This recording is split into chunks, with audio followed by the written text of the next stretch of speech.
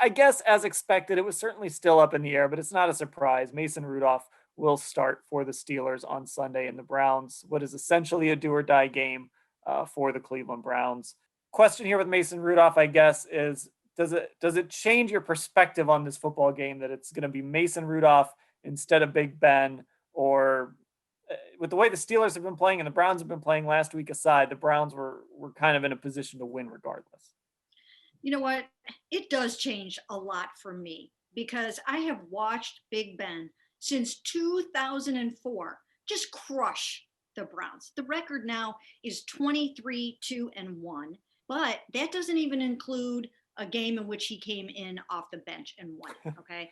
So he just dominates the Browns. He owns the Browns, and it's very difficult for me to pick against Big Ben. Now, I would have done it. I would have done it because I think the Browns are going to rise up and I think they're going to win this darn football game and clinch that elusive playoff spot.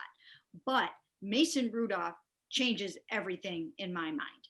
I mean, in that last game that he started against the Browns last year, the helmet game, he threw one touchdown, four interceptions.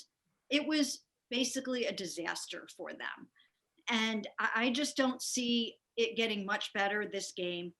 I'm actually almost a little bit surprised that Mike Tomlin isn't starting Ben Roethlisberger and at least letting him sort of get things rolling. I mean, if they got out to a 14-0 start or something like that, take the guy out and see if you can't keep it going. And the only reason why I say that is because the Browns are kind of getting hot at the right time. And the Steelers might turn around and play them again, next week or the week after that in the playoffs. And, how are they going to feel if they let the Browns into the playoffs and then the Browns eliminate them from the playoffs? So that I thought that might be a big part of the equation. Obviously, they're not going to worry about that, but Mason Rudolph is not Ben Roethlisberger. It changes a lot in my mind. Yeah, I'm with you, Mary Kay. It changes a lot only because I'm operating from a sense where watching that Colts game and my really just the Colts Steelers second half, it looked like the Steelers from the first part of the year. And specifically, it looked like the Steelers that Browns fans saw Cleveland face in Pittsburgh and get completely rocked in terms of the passing game.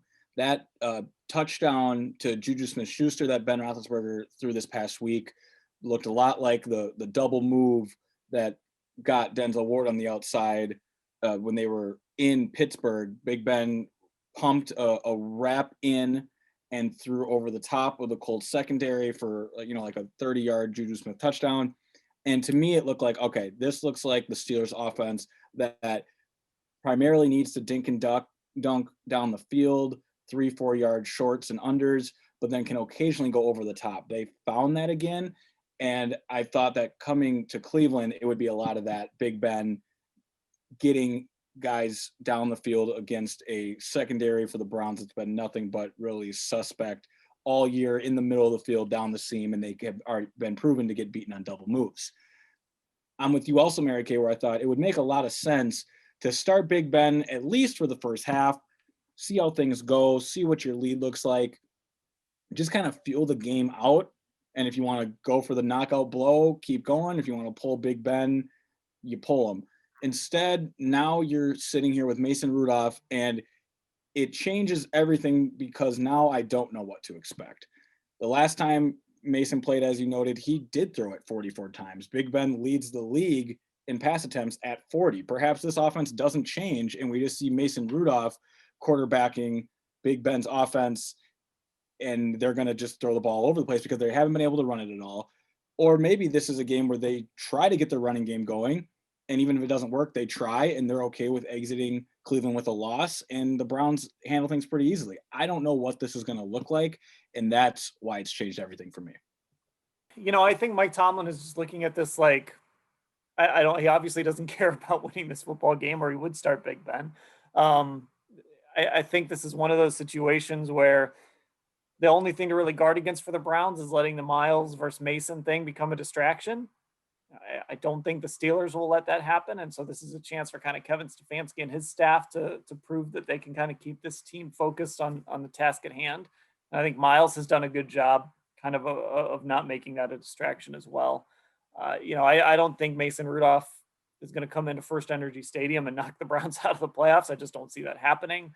I don't think he's really a very good quarterback, to be honest. So I don't think the Browns have a lot to worry about there. The only surprise to me is I thought maybe this kind of goes with what you were saying, Ellis. Maybe you'd give Ben a half because you were playing so bad all December. And I think you got that confidence against the Colts, and maybe you want to see if you can just keep that momentum going. And then you sit Big Ben down regardless of situation in the second half. So this is a really big break for the Browns, who have to win this football game to get to the playoffs. And they should be thrilled that it's Mason Rudolph out there starting. They're not going to say it. They're going to say all the right things this week. But this was probably the best news of the week for the Cleveland Browns.